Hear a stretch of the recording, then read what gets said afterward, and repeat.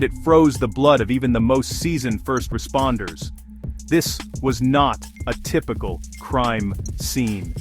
It was something else, entirely, a tableau of horror that would soon send shockwaves of disbelief and terror across an entire nation, leaving everyone to ask the same question: how could this have happened?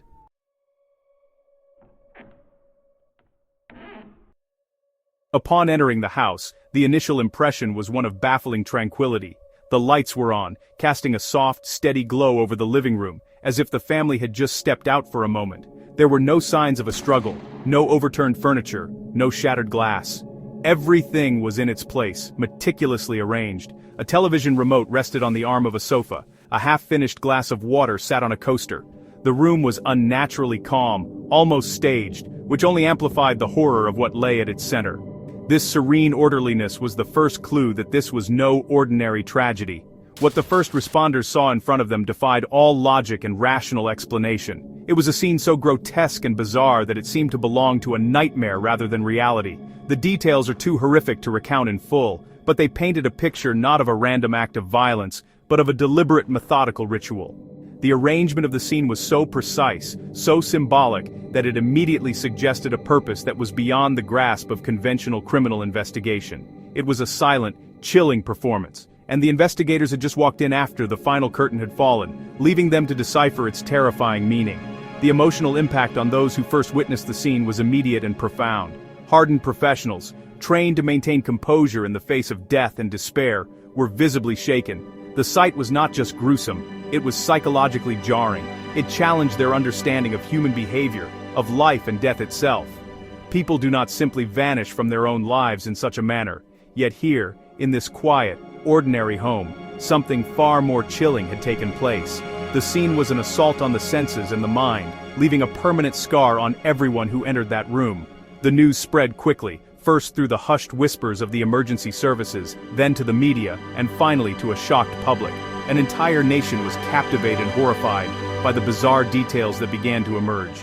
The story was on every news channel, the front page of every newspaper. It was a mystery that felt both deeply personal and universally terrifying. The idea that such a dark and inexplicable event could unfold behind the closed doors of a normal family home was a fear that resonated with everyone. The house became a symbol of a dark secret, and the nation held its breath, waiting for an answer that would never truly come.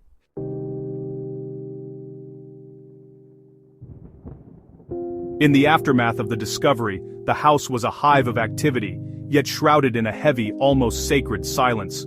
Forensic teams moved quietly, cataloging every object, searching for answers in the stillness. No signs of forced entry, no foreign fingerprints, no DNA, just an unsettling absence of clues. The scene felt untouched by outside hands, as if the horror had grown from within. Investigators, drained and haunted, struggled with the psychological weight of the case. The silence became a character itself, holding secrets, offering no answers. The real mystery was only beginning, drawing everyone deeper into its darkness.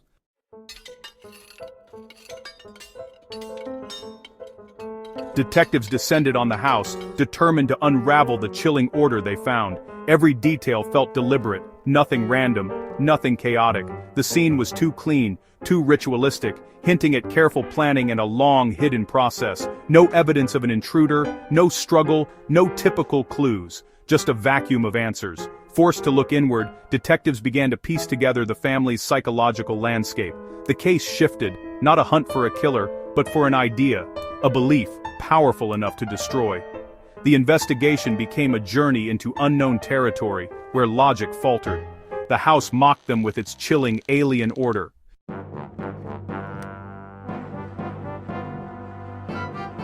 With evidence scarce, the investigation turned to the question, why? The family seemed ordinary. No enemies, no financial woes, no warning signs.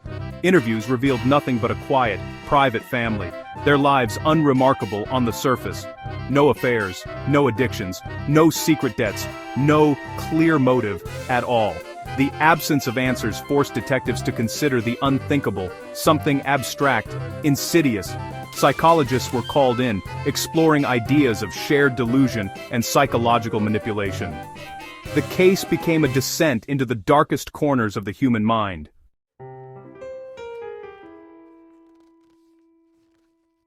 Weeks passed, and the investigation tangled itself in contradictions. Timelines clashed, witness accounts conflicted, and every new lead unraveled. Friends described the family as both loving and suddenly distant, their behavior shifting from normal to cryptic.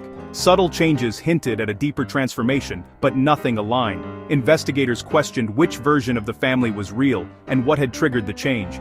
Every theory was met with contradiction, leaving detectives lost in a fog of uncertainty. The case became a puzzle with shifting pieces, designed to resist logic. The contradictions weren't just obstacles, they were the heart of the mystery.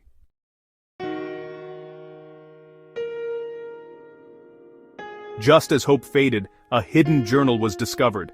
Pages of a secret history, carefully preserved. The journal chronicled years of strange rituals and growing obsession, written in calm, detached handwriting. It revealed the family as active participants in a long, secret drama, following a script of their own making. The notes detailed private rules and beliefs that governed their every move. Investigators realized they weren't just looking at a crime, they were reading the final act of a story, years in the making. The journal became the key to understanding the tragedy's bizarre logic. The focus shifted from external motives to the family's internal world. Every word was analyzed, every symbol decoded, in search of the ideology that led to disaster. The case was now about the terrifying power of an idea, grown in secret.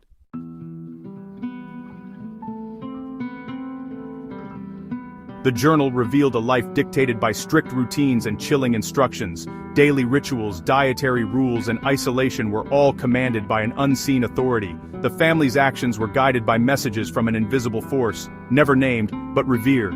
The notes described visions, prophecies, and warnings about outsiders, all written with unnerving calm. Investigators questioned, was this shared delusion or manipulation by a hidden leader?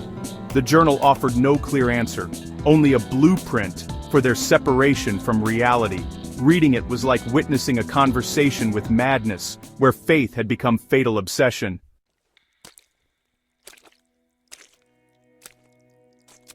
The final entries in the journal were the most terrifying. They shifted from chronicling daily rituals to outlining a final climactic event. The calm, methodical handwriting continued, but the subject matter became a detailed blueprint for the catastrophe that the first responders had discovered. The notes described the final preparations with an eerie sense of purpose and finality. There were instructions on how to arrange the room, what to wear, and the exact sequence of actions that needed to be taken. It was, in a way, a script for the family's last moments, written with the conviction of someone carrying out a sacred duty. It was clear this was not a spontaneous act, but a planned, coordinated conclusion. These last pages were filled with a sense of anticipation, not fear. The language used was one of release, of moving on to a better place, of completing a necessary journey. The event was framed as a great homecoming, a transcendence rather than an end. This perspective explained the unnatural calmness of the scene. In the minds of the family, they were not dying, but graduating to a new level of existence promised by the invisible force they followed. The journal was their justification, their permission slip, a document that transformed an act of self-destruction into an act of profound faith. It was a chilling testament to the power of belief to reshape reality. The investigators were left to grapple with the implications of this blueprint. Was one member of the family the author, the one who received these messages and coerced the others into following them? The handwriting was consistent throughout, suggesting a single scribe, but the notes always used we, implying a collective agreement. Could one person's delusion become so powerful that it could envelop an entire family, leading them willingly to their deaths? Or was the journal itself a fabrication, a clever piece of misdirection planted by an outsider to cover up a mass murder and make it look like a ritualistic suicide? This discovery of the Journal of Secrets, while providing a narrative, did not solve the mystery. In fact, it deepened it, adding layers of psychological complexity that were almost impossible to unravel. The notes provided a how, but left the ultimate why shrouded in ambiguity. Was it a shared spiritual journey gone horribly wrong? Was it the result of masterful, long-term manipulation by a hidden cult leader? Or was it something else, something that defied both psychological and criminal explanation? The journal was the family's final testament, But it was a story with a missing author, leaving the investigators haunted by the silent guiding hand that had penned their tragic end.